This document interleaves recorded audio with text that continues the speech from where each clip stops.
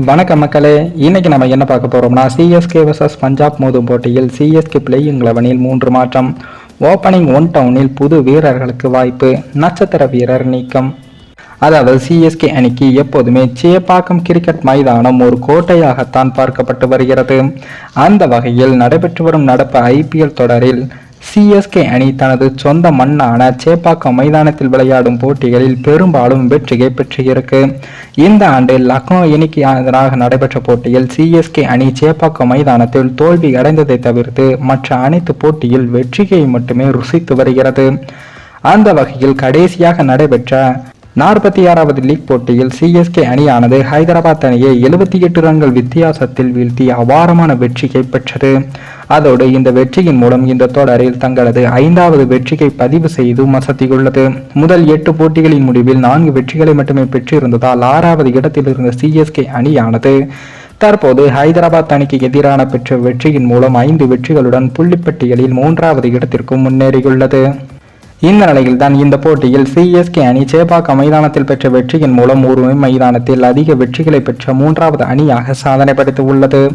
இதற்கு முன்னதாக மும்பை அணியின் வான்கேடா மைதானத்தில் 51 வெற்றிகளையும், கேகேஆர் அணியின் ஈடன் கார்டன் மைதானத்தில் 50 வெற்றிகளையும் பெற்றிருந்த வேளையில் தற்போது சென்னை அணியும் சேப்பாக்கம் மைதானத்தில் 50வது வெற்றியை பதிவு செய்து உள்ளது என்பதும் குறிப்பிடத்தக்கது. அதேபோல் சிஎஸ்கே அணியானது தற்போது பஞ்சாப் அணிக்கு எதிராக சேப்பாக்கம் மைதானத்தில் விளையாட உள்ளது. சிஎஸ்கே அணியானது விளையாடிய 9 போட்டிகள் 5 வெற்றி 4 தோல்விகள் என புள்ளிப்பட்டியலில் 10 புள்ளிகளுடன் 3வது இடத்திலும் இருக்கு. ஆனால் பஞ்சாப் அணியோ 9 போட்டியில் விளையாடி 3 வெற்றி 6 தோல்விகளுடன் 8வது இடத்திலும் உள்ளது. இந்த இரு அணிகளுக்கு இடையிலான போட்டியில் தற்போது போட்டியும் நடைபெற உள்ளது. இந்த போட்டியின் பிளேயிங் 11 சில மாற்றங்களை செய்ய சிஎஸ்கே முடிவு செய்து உள்ளது.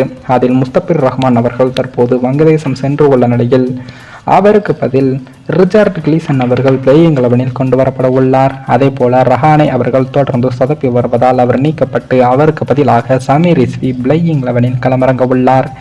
கடந்த போட்டியில் பதிரானாவுக்கு கையில் காயம் ஏற்பட்டு உள்ள நிலையில் அவருக்கு பதிலாக மஹிஷ் தீக்ஷனா மீண்டும் பிளேயிங் 11க்குள் வரவுள்ளார். அதன்படி சிஎஸ்கே பிளேயிங் 11 ருத்ராஜ், மொயின் அலி, டாரில் மிச்சல், சமீர் ரிஸ்வி, சுபம் துபே, ஜடேஜா, தோனி, தீபக் சஹர், தூசர் தேஷ்பாண்டே, தீக்ஷனா, ரிச்சர்ட் கிளீசன் ஆகியோர் இடம்பெற உள்ளார்கள். இம்பேக்ட் வீரராக சர்துல் தாகூர் இடம்பெற உள்ளார். மேலும் இந்த வீடியோ ஏதோ ஒரு விதத்தில் உங்களுக்கு பிடித்திருக்கும் என்று நினைக்கிறேன். நம்ம சேனலுக்கு புதிதாக வீடியோ பார்க்கிறீர்கள் என்றால் மறக்காமல் சப்ஸ்கிரைபர் செய்துவிட்டு பாருங்கள். இன்னொரு வீடியோவில் சந்திக்கும் வரை நான் உங்கள் தமிழ்.